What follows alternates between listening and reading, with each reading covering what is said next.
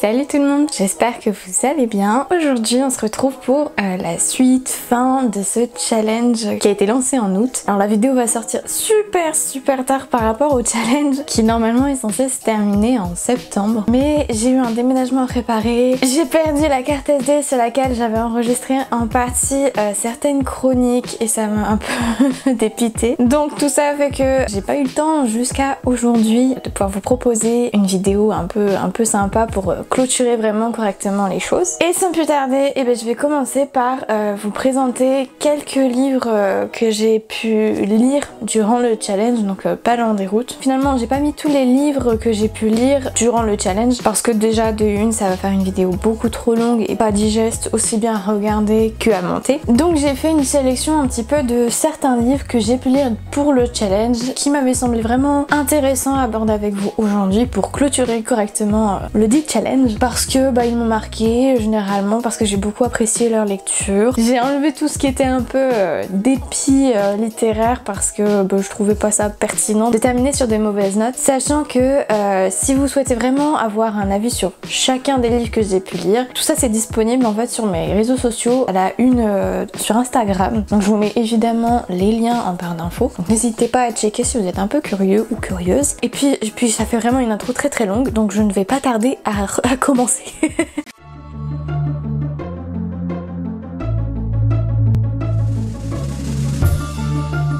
Bon, du coup on est un peu loin du format que j'avais bien aimé, le format un peu vlog. Comme j'ai dit, le fait que j'ai perdu les enregistrements, j'ai perdu également le côté spontané des chroniques que j'avais pu vous faire. J'en avais fait 5-6, dont des livres qui n'étaient pas forcément très intéressants à chroniquer je trouve. Donc c'est peut-être pas plus mal que j'ai perdu les enregistrements. Et je vais commencer par vous parler de Le Diable en personne de Peter Faris qui est dans les cartons, donc je ne l'ai plus actuellement pour vous le montrer. Ce livre il est publié aux éditions Gallmeister et ça a été une très bonne lecture. Pour ce qui en est de la catégorie, je ne saurais plus exactement vous dire, je pense que si j'ai le temps au montage je vous mettrai le timbre correspondant, mais comme je l'ai déjà dit, tout est sur Instagram, donc n'hésitez pas à aller voir. Pour Le Diable en personne, on est sur une histoire qui est a priori plutôt simple mais aussi plutôt accrocheuse. Dans ce livre on se retrouve évidemment en Amérique et on va suivre le personnage de Maya qui est une jeune femme de 18 ans et en fait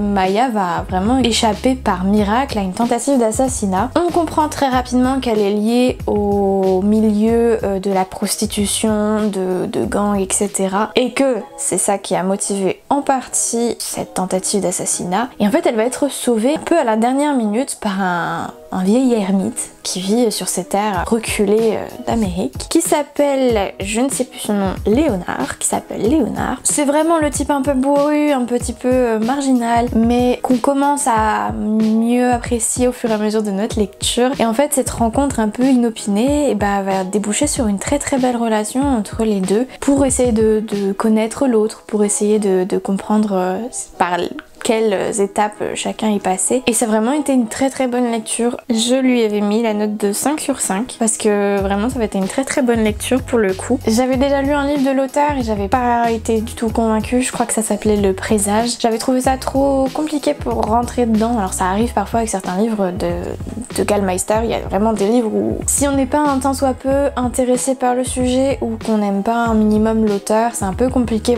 de se projeter dans l'histoire, et je pense que c'était pas le bon livre forcément par lequel commencer pour découvrir Peter Faris. Par rapport à l'autre livre des éditions Gallmeister que j'ai pu lire pendant le challenge, donc c'était Little Bird de je ne sais plus qui, il est vraiment plus simple d'accès que Little Bird. Little Bird vraiment va être plus dans le détail, dans les descriptions, dans une intrigue beaucoup plus complexe que celui-ci. Là on entre facilement dedans, le fait que la scène d'entrée de jeu soit cette tentative d'assassinat, c'est vraiment immersif, pas directement, et c'est un livre qui en plus va très bien gérer la tension en fait qui va monter crescendo, qui va nous rendre accro au livre littéralement, enfin je l'ai lu d'une traite parce que je pouvais pas ne pas savoir ce qui se passait. On retrouve pas mal de thématiques qui sont super sympas, qui font un cocktail plutôt explosif mais sympa à lire, avec la mafia, la corruption policière, la politique également, les violences, dont violences sexuelles, donc petit disclaimer, si vous êtes un peu sensible à ce niveau-là, passez votre chemin, en dépit de la qualité du texte, on est en plein dedans, donc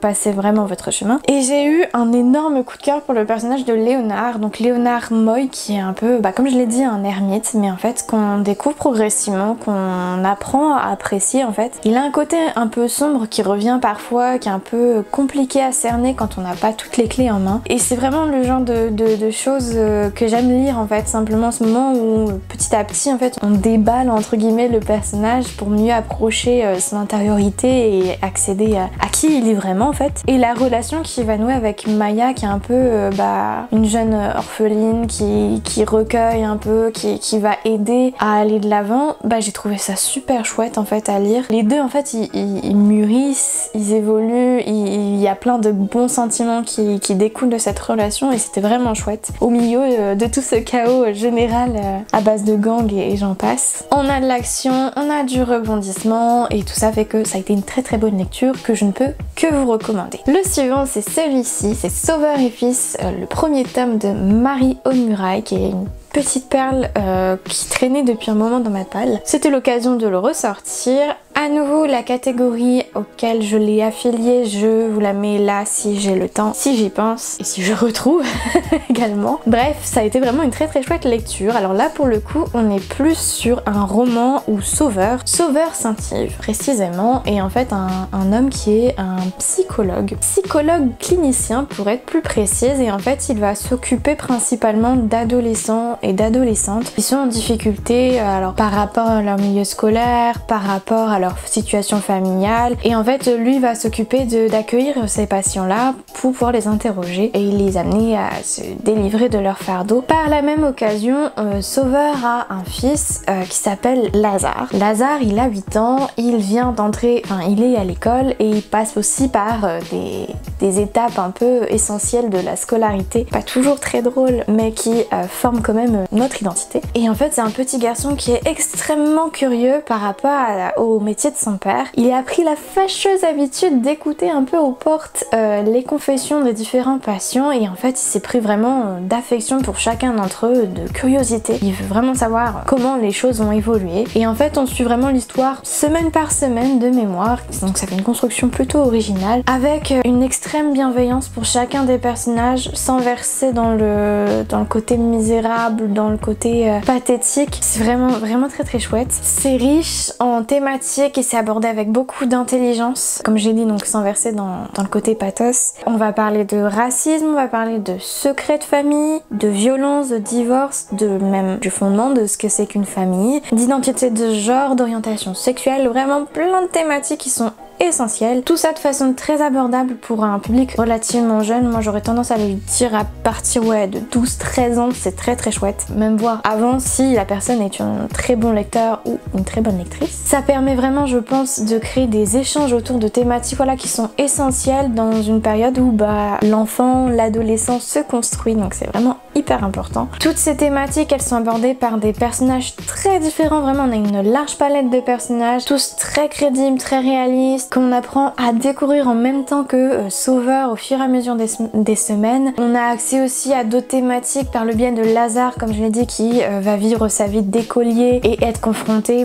notamment au racisme, et c'est vraiment très très chouette. Chaque patient arrive, déballe son histoire, et c'est à nous en fait de reconstituer les morceaux, le puzzle en fait de leur vie. On n'est jamais dans la stigmatisation sur certaines situations, peu importe la situation qui est abordée à travers ces patients, on n'est jamais dans la stigmatisation. On va vraiment essayer par le biais de l'histoire de débloquer certaines situations, de donner des mots, comme je l'ai dit, vraiment ça peut être un outil parfait pour créer des échanges avec des adolescents qui ont du mal à mettre des mots sur certaines violences ou des choses qu'ils ou elles peuvent vivre, et tout ça en fait donc un super livre. Franchement j'ai passé un très bon moment en compagnie de Sauveur et de Lazare, avec de l'humour, des rebondissements, vraiment des choses très belles en fait à lire. C'est vraiment le genre de texte un peu poignant et en même temps hyper intelligent au niveau de sa construction, au niveau des principes, du fondement même de l'œuvre. Et j'ai vraiment passé un super bon moment en leur compagnie. J'ai hâte de lire le tome 2 que je n'ai pas encore acheté, mais il me tarde de le faire. Et je ne peux que vous le recommander si jamais vous le voyez en librairie, si jamais l'histoire vous tente, parce que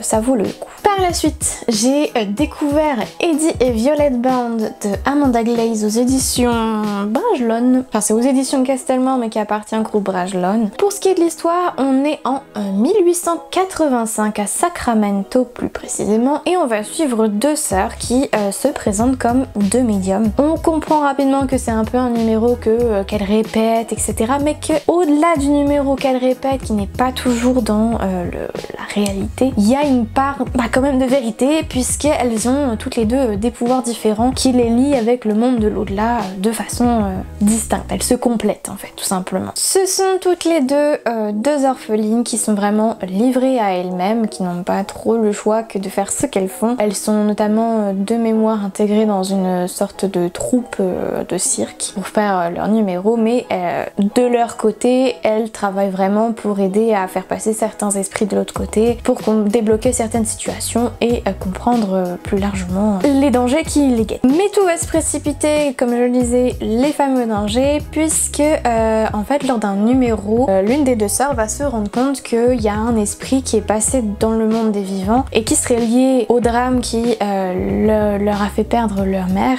et cet esprit en fait a l'air plutôt violent et bien décidé à s'en prendre à différents médiums qui œuvrent dans la société. Donc c'est un peu une course contre la montre pour essayer de comprendre pourquoi, comment et pour empêcher d'autres drames d'arriver. Moi j'ai beaucoup apprécié cette lecture. Alors j'ai été un peu trompée entre guillemets par la petite phrase que vous ne voyez certainement pas trop bien, mais qui dit inspiré par l'histoire de deux médiums ayant réellement vécu au 19e siècle. C'est vrai, oui et non. C'est pas des médiums aussi connus que je le pensais. Je pensais vraiment qu'on allait parler de personnages qui ont vraiment existé et qui ont eu une place majeure dans le monde du spiritisme. Mais ça, je vous invite à le lire pour mieux comprendre à quel niveau c'est pas tout à fait vrai, ou voilà, en partie vrai. Moi, c'est le seul truc qui m'a chagriné durant ma lecture, pour être tout à fait honnête, parce que au final, c'est une histoire qui se base vraiment, qui s'ancre dans une sorte de réalité malgré tout l'aspect un peu fantastique, parce qu'on sent que l'autrice a vraiment mené des recherches pour coller au plus près de la réalité concernant donc les médiums, le côté spirituel, spiritisme de cette époque. Et on le voit d'ailleurs dans la note de l'autrice à la fin du livre, je crois, où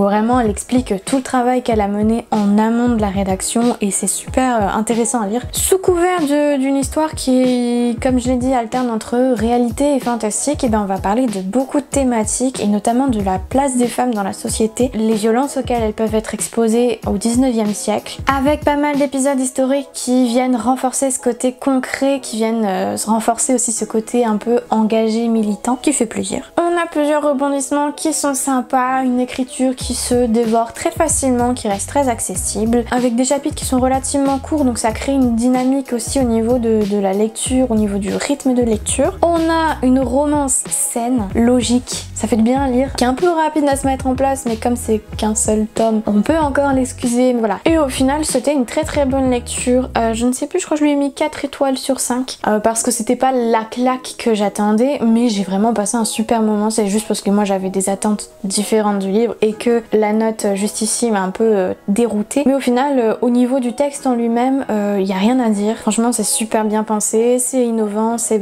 très bien écrit. Donc je ne peux que vous le recommander. Le prochain livre, c'est celui-ci. Donc c'est Il était une fois un cœur brisé de Stéphanie Garber. C'est un premier tome. Je n'étais pas au courant avant de me lancer dans la série, donc je vous avertis. C'est publié chez De Saxus et c'était vraiment très chouette. De mémoire, je crois que je lui ai mis 5 étoiles. Et au niveau de l'histoire, comment vous résumez ça? On a Evangeline Fox, qui est une jeune femme qui vit dans un royaume fictif et qui en fait est éprise d'un jeune homme qu'elle connaît depuis de très longues années. Sauf que elle va apprendre que ce jeune homme, en fait, il va se fiancer à sa sœur ou sa demi-sœur. Donc c'est un peu le coup de grâce pour la jeune fille, qui en plus de ça est plutôt rejetée par sa famille, belle famille, puisque son père s'est marié avec une autre femme qui avait elle-même des enfants. Et un peu comme beaucoup de contes, vous voyez un peu le schéma qui se dessine, mais voilà, elle est un peu rejetée par cette partie de la famille. Donc, par dépit, notre jeune héroïne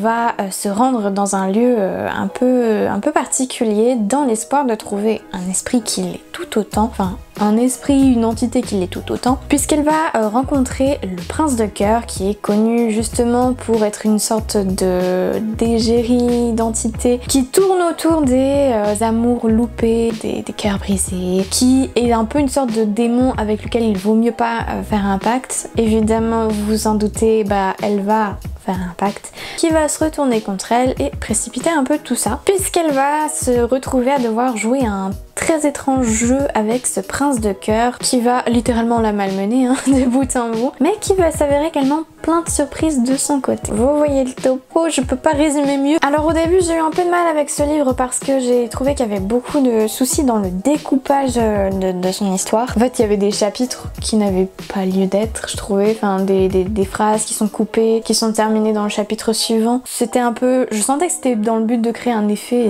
dramatique, mais je vous avoue que moi ça m'a dépité. J'étais un peu partie en me disant que ça allait pas être une hyper bonne lecture comme je le pensais. Heureusement, ce n'est qu'au début. Au bout de 100 pages, en fait, ça commence un peu à se résoudre. Donc sur la totalité du livre, ça va. On reprend un découpage plus classique et en même temps plus lisible, plus cohérent, pour nous proposer une histoire qui est vraiment très chouette. Originale, même si on sent beaucoup d'inspiration de contes et de la littérature en général. On sent ces inspirations-là, mais l'autrice arrive à en faire quelque chose de neuf sans jamais qu'on se dise bon ça j'ai déjà lu, ça m'intéresse pas. En tout cas on n'a pas ce sentiment là lors de la lecture. Au niveau de la mise en page, malgré donc les erreurs de découpage du début, il y a vraiment des chouettes choses qui sont proposées par De Saxus dans cette édition là, parce qu'on a des sortes de brèves de journaux, des unes de journaux qui sont proposées ponctuellement avec vraiment le code graphique, le code de composition de la page qui sont respectés, et j'ai trouvé ça vraiment très chouette. Enfin, ça fluidifie la lecture parce que on sait jamais ce qui nous attend dans le prochain chapitre, aussi bien en termes d'action qu'en termes de mise en page. Puis même ça en fait un objet livre un peu particulier, un peu atypique. Au niveau du rythme de l'histoire, après passer les 100 pages un peu difficiles du début, on s'y fait très rapidement, on est sur quelque chose de très rapide, de rythmé en fait, et un peu d'imprévisible comme je l'ai dit. Donc ça fait un combo vraiment sympa à lire, avec notamment les 100 dernières pages cette fois-ci qui sont vraiment très intenses en termes d'action, de rebondissement. Il y a tout qui se précipite et c'est super plaisant à lire. C'est pas comme certains livres où on a l'impression que l'auteur se sent un peu bousculé, un peu pressé dans sa composition. Là on nous prépare l'arrivée du tome 2 que j'ai hâte de voir, de lire, qui sort en décembre je crois, ou un peu avant. Tout le long on sait jamais trop à qui se fier, on sait jamais trop qui croire, parce que finalement les alliés s'avèrent être des ennemis et inversement. Donc c'est vraiment sympa ce système où en tant que lecteur on sait pas trop comment se positionner, et l'autrice se joue complètement avec nous en fait. Simplement on est vraiment ballotté d'un avis à un autre. Le seul souci que j'ai eu un peu avec la lecture, au-delà du découpage des chapitres du début où c'était pas tip top, c'est une héroïne qui est un peu cliché malheureusement, qui est un peu trop indécise tout le temps. Peu importe le sujet, elle sait jamais trop comment se fixer. Alors je veux bien qu'on nous propose un personnage qui s'est pas trop choisi ou qui fasse des événements aussi imprévus, c'est pas pour quel choix opter, mais tout le temps c'est chiant, c'est vraiment chiant, parce que du coup elle fait un peu palote quoi par rapport au reste de l'intrigue. On dirait presque que l'intrigue la dépasse et c'est dommage ce déséquilibre. Alors après on est sur un premier tome, peut-être que ça va être corrigé par la suite, je l'espère et je pense que ça le sera vu la fin qu'on nous a proposée. Mais oui, ce côté héroïne très indécise, trop parfaite, qui veut tout bien faire et bon au final qui fait pas tout bien, mais qui est toujours dans une bonne volonté, qui est parfois un peu cliché, qui est pas réaliste en fait. Personne n'est aussi parfait, n'est aussi rempli de bonté envers chaque personnage, même si ce personnage a fait une crasse. Et j'ai pas eu de feeling avec elle en fait. J'ai vraiment eu ce sentiment de détachement que heureusement le reste de l'intrigue a rattrapé, et les autres personnages aussi. Le prince de cœur notamment, j'ai beaucoup aimé son côté plus ambivalent, on sait jamais trop de quel côté il est, mais justement je trouvais que ça apportait un contraste qui est beaucoup plus saisissant et beaucoup plus intéressant aussi à lire. Mais dans tous les cas ça a été un très gros coup de cœur, et j'espère que je vous ai donné envie de le lire parce que vraiment ça vaut le coup. Pour le prochain, avis à celles et ceux qui ont beaucoup aimé Fable, franchement, lisez celui-ci parce que Redstone de Charlotte Embrun aux éditions Big Bang Rajlon est vraiment très chouette. Alors pour l'histoire, ça fait un moment que je l'ai lu, je m'excuse par avance de ce résumé qui risque d'être un peu compliqué. Mais ensuite le personnage de Evie, qui est une jeune femme qui est à bord d'un bateau, du bateau d'un célèbre pirate. C'est un pirate qui est vraiment connu pour avoir une dent un peu spéciale, une dent rouge, une sorte de gemme rouge au niveau de la dent, qui lui donne des pouvoirs très particuliers. Sauf que ce pirate, en fait, il désire ni plus ni moins qu'une carte et il va envoyer notre jeune héroïne chercher la carte à sa place parce que la dite carte se trouverait sur une île et sur cette île se trouve l'ennemi juré du capitaine qui possède lui aussi des talents liés à cette gemme, des pouvoirs magiques un peu spéciaux et qui font que ni l'un ni l'autre ne peuvent vraiment se surpasser. En fait, ils sont au même niveau et ils sont tous les deux bloqués. Ils veulent tous les deux cette carte et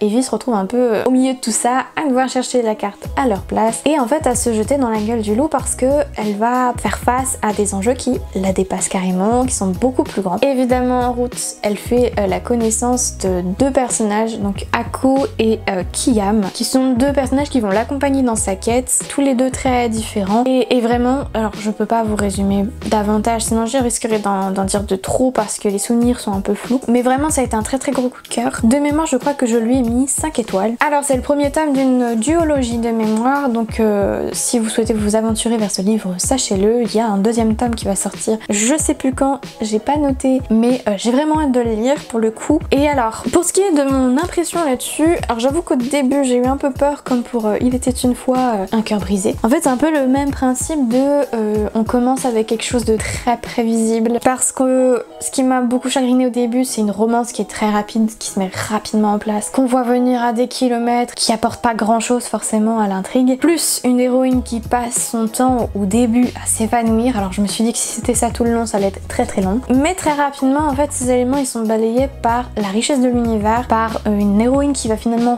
apprendre à se dépasser, aller au-delà de ses peurs, par une équipe qui va se souder autour d'elle, qui va vraiment avoir une certaine consistance et chacun a son rôle en fait dans cette équipe. Pour ce qui est de l'intrigue, on est sur quelque chose qui, malgré le début, ce que ça nous laisse présager, ou mon résumé qui peut être pas très avantageux pour l'histoire, est vraiment original. On est sur un mélange entre de la fantasy, de la piraterie, avec de la magie, notamment donc autour de ces gemmes, de leur histoire même, qui est très intéressante et qu'on découvre progressivement. La romance, comme je l'ai dit, alors elle est un peu prévisible, c'est pas le point le plus fameux du roman, mais sachez que elle ne prend jamais le pas sur l'intrigue. C'est vraiment quelque chose de secondaire. Ça gâche pas le plaisir qu'on a en fait de savourer la richesse de l'univers ou en tout cas l'histoire qu'on nous propose derrière. Les chapitres ils s'enchaînent très rapidement. On est sur des chapitres relativement courts, moyen courts on va dire, et qui sont très bien dosés en termes d'action, en termes de rebondissement, en termes de mystère également, parce que quand on débloque quelque chose, et ben il y a un autre mystère qui apparaît et on a une deuxième partie du roman qui est vraiment, qui bascule. Autant on a une toute première partie où on se laisse porter doucement, mais il y a cette deuxième partie qui vient redynamiser à fond toute l'histoire, qui est beaucoup plus dynamique, qui apporte de nouveaux éléments beaucoup plus riches, qui change en fait un peu les cartes en main, avec des choix narratifs qui sont très intéressants, qui sont pas courants, donc c'est vraiment un plaisir de le lire. On a régulièrement, comme je l'ai dit, du rebondissement avec des mystères qui s'épaississent progressivement, d'autres qui se découvrent mais en révèlent d'autres au passage. Même si certains sont quand même plus faciles à deviner que d'autres, ça n'empêche pas de profiter de l'histoire en général en fait. Même si certains sont plus faciles à deviner que d'autres, on perd pas le plaisir de la lecture. Donc une très bonne lecture, j'espère que je vous l'ai bien pitché. Je vous avoue que j'ai pas trop l'impression d'avoir fait le job là pour le coup, mais franchement si vous le voyez, foncez parce que ça vaut le détour. Il y a vraiment des choses qui sont innovantes et sympas à lire, qui changent un peu de ce qu'on peut retrouver dans la littérature young adulte, surtout sur la piraterie, ce qui est pas un sujet très courant, bien que progressivement on a de plus en plus de textes qui en parlent. Le prochain roman que j'ai lu et beaucoup aimé durant ce challenge, c'est celui-ci, les 12 tribus d'Ati de Ayana Matisse aux éditions Gallmeister dans collection Totem. Là on est vraiment sur une histoire typiquement comme je les adore, avec un personnage, donc Ati, qu'on découvre au fur et à mesure des chapitres, et chaque chapitre en fait va prendre le point de vue d'un personnage qui a un lien très fort avec Ati, qui va parler de son rapport avec cette jeune femme. Alors pour vous resituer, on est vraiment tout au long du XXe siècle, en Amérique toujours, et Ati en fait c'est une femme qui a vécu un drame. Le premier chapitre c'est vraiment le point essentiel qui va façonner le reste de l'histoire, puisque en fait par une journée plutôt froide, Ati donc est jeune maman de jumeaux qu'elle a eu très récemment, et malheureusement en fait ses jumeaux sont tombés malades. Elle galère à trouver un remède, elle cherche par tous les moyens à faire en sorte qu'ils se sentent mieux, et malheureusement les deux décèdent, et ça va être un drame qui va marquer profondément Ati. Mais ça en fait on le découvre de différentes façons au travers de chacun des points de vue. On va avoir petit à petit au fur et à mesure de la lecture, et on va découvrir cette Ati sur différentes facettes, parce que on va avoir des points de vue elle a vraiment des relations très différentes avec chacun des personnages qui sont ensuite présentés, et ça nous dresse vraiment le portrait d'une femme qui est un peu l'image de la société américaine, de la femme américaine au XXe siècle, et notamment noire américaine. Et vraiment ça a été une très chouette lecture. Alors je sais pas si je le pitch très bien non plus, parce que c'est tellement riche en fait en termes d'histoire, et en même temps si simple en termes de ligne de conduite, que voilà, c'est un peu insaisissable comme Ati en fait au final. Du fait de sa construction narrative, donc comme je l'ai dit, avec chaque point de vue sur qui va parler de Ati et plus largement de la société américaine, de son évolution au fur et à mesure du temps, j'ai trouvé ça vraiment très fluide en fait en termes de lecture. Je l'ai dévoré vraiment d'une traite, parce que j'ai passé un super moment avec chacun des personnages. Ils sont tous super différents, ils ont des trajectoires de vie toutes hyper différents. Il y en a un qui verse dans la religion, d'autres où c'est vraiment l'opposé, c'est la dépravation totale. Et pour autant, je trouve que chaque personnage est très attachant. Ati l'est 1000 fois plus évidemment. Et en même temps qu'on essaye de comprendre le passé de Ati, comment le premier drame l'a marqué, et en fait elle-même évolue avec le temps. Et on le voit au fur et à mesure des points de vue, et c'est à la fois frustrant et en même temps merveilleux, parce que on essaye d'approcher cette femme qui est si complexe, en même temps si touchante, et en même temps comme elle change avec le temps, on n'arrive pas tout à fait à la saisir, ou du moins c'est compliqué de comprendre tous les tenants et aboutissants auxquels elle est confrontée, de comprendre pourquoi elle réagit de telle façon plutôt qu'une autre. Et non, vraiment c'est très chouette. Je vais peut-être pas préciser, mais chaque personnage qui va parler d'elle, c'est soit un enfant, soit un petit enfant d'Ati, et ils ont tous un lien très différent avec cette mère qui a changé avec le temps, qui les a pas élevés de la même façon parce que la société a évolué, ou parce qu'elle a vécu des drames particuliers à différentes périodes. Donc non, vraiment très chouette. Et comme je l'ai dit, au-delà de Ati, au-delà de sa famille et de leur évolution, c'est la société américaine qu'on voit évoluer au fur et à mesure du temps, qui va se positionner différemment par rapport à certaines thématiques comme la place de la religion, qu'est-ce qu'est un couple, la fidélité, l'amour, la notion même de famille, comment est conçue et perçue la famille au fur et à mesure que le temps passe. Le racisme également, parce que comme je l'ai dit, Ati est une noire américaine, donc forcément elle y est confrontée au cours de sa vie, et forcément ses descendants le sont aussi. Et j'avoue que j'étais pas loin de verser ma petite larme sur le dernier chapitre, qui est juste absolument magnifique, qui est pour moi typiquement le genre de chapitre parfait pour clôturer une aussi belle histoire, où en fait on a un peu cette impression on a tourné autour du personnage, et finalement on se pose en douceur pour l'appréhender d'une autre façon, pour voir une évolution chez elle plus concrète et magnifique, enfin vraiment juste magnifique. C'est super touchant comme roman, et on le referme avec les étoiles plein les yeux, avec l'envie en fait de prolonger davantage cette découverte du personnage, et en même temps la satisfaction de se dire bon, je pense que je l'ai un peu comprise, je pense que j'ai un peu réussi à saisir une part d'elle, ou en tout cas à comprendre les grandes lignes de son histoire. Et non, vraiment, je peux que vous le recommander, parce que je pense que de ce mois-ci c'est l'une des plus belles découvertes de challenge, vraiment une lecture hyper marquante, donc foncez. Pour ce qui est des lectures un peu essentielles que je vous avais pas présentées encore pour le challenge, on a fini. Alors évidemment j'en ai lu beaucoup plus parce que c'était presque un livre par jour pour figurer dans le challenge, mais je pouvais pas tout vous présenter présenter, en tout cas pas de façon si condensée. Si j'avais eu plus le temps de vraiment vous filmer semaine par semaine, ça aurait été peut-être mieux. Mais comme je l'ai dit, les événements font que ça n'a pas été possible. Mais j'espère que ça vous a quand même permis de découvrir certaines pépites, notamment les 12 tribus de Dati qui étaient juste incroyables. Pour ce qui est du challenge, bah, je vais vous parler maintenant du bilan,